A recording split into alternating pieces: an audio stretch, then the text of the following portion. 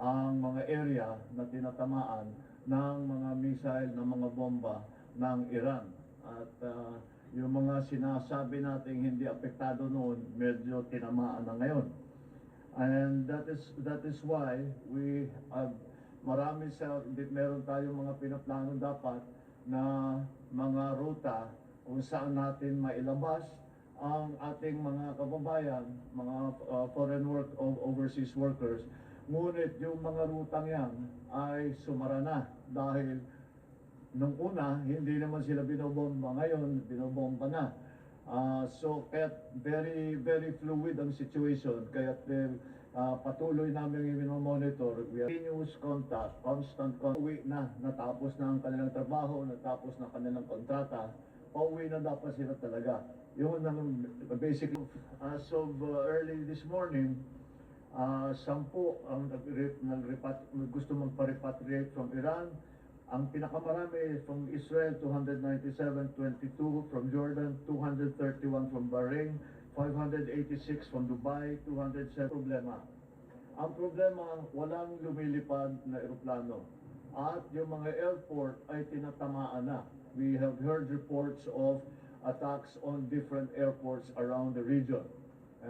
Generally this is by Iran. Yung mga tumulong sa Amerika at yung mga bansa na tumulong sa Amerika ay inaatake ngayon ng Iran as retaliatory strikes. Kaya very fluid ang situation. Ang assessment namin is delikado siguro magpalipad. Kahit na kaya nating magkumuha ng eroplano at ipasok, wala tayong magagawa.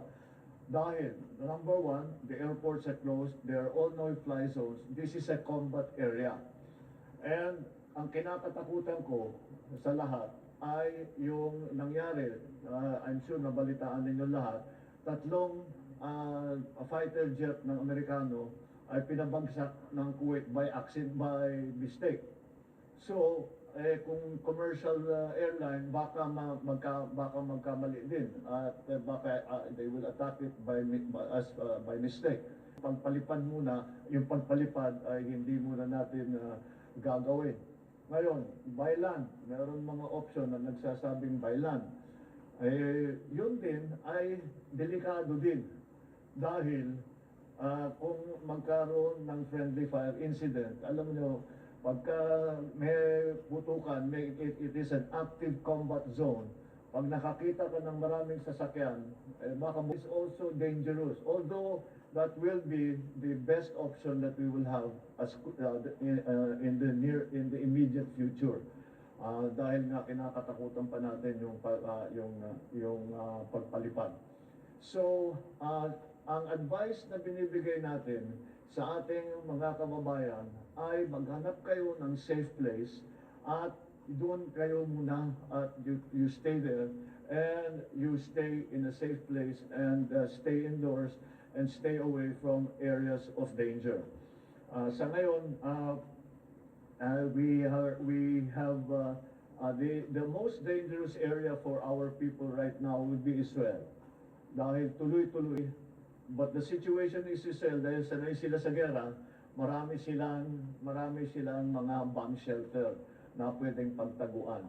At yun ang naging advice namin sa ating mga kababayan, doon muna kayo. Para maging mas maginhawa para sa kanila, kumuha tayo ng nakipag-usap tayo sa mga iba't ibang hotel na malapit doon sa bomb shelter, na doon sila muna pumunta, doon sila muna, at pagka may air raid alarm, di tumakbo muna sila sa bomb shelter.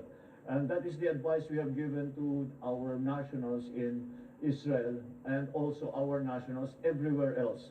Na if you are in a safe place, kung malayo naman kayo, just stay put and be safe. And we will slowly try to find ways. For those who want to be repatriated, we will find ways to get you out safely. And that is the key thing here. Pinakauna nating tinitignan ay dapat ligtas sila, hindi sila magka-problema, hindi sila ma-attack dahil sa misidentification dahil nga tuloy-tuloy ang pagbomba, missile attacks, drone attacks, and we already have seen friendly fire incidents in the past day. So kailangan natin bantayan yon. So right now, safety first for our people, and they are in constant contact with our embassy staff, both and the families of those who are working and living. Kapag sabi sa atin, safe na ilabas na nyo na, i-evacuate nyo na yung mga tao ninyo. And what means of evacuation that will be, and where, kung saan idadaan ang ating mga kababayan para sila ay malagay muna sa safe place at eventually maiuwi dito sa Pilipinas. So these are the planning asset, mga bus, mga sasakyan. We are already collecting those assets para pagbigyan tayo ng kahit counting window, sabihin, meron kayong 3 oras, o ready na tayo para mailabas na kagad sila. O yung mga kababayan natin, there's another thing that we're doing, yung mga kababayan natin, mga workers natin na nasa areas kagaya ng mga oil refineries sa Saudi, oil refineries have now become a target. Maraming Pilipino doon. So in the other places that are danger areas where there are plenty of Filipinos, linalabas din natin sila doon to bring them to a safer place. So yun ang ating ginagawa for now within the area. Mahirap pa talagang pumasok at lumabas doon sa area na yan dahil ang lumilipad lang ngayon ay ang mga fighter jet at saka drone at saka missile. Kaya it's not a place that you would want to put in a civilian aircraft to take out our nationals. But again, as I said, the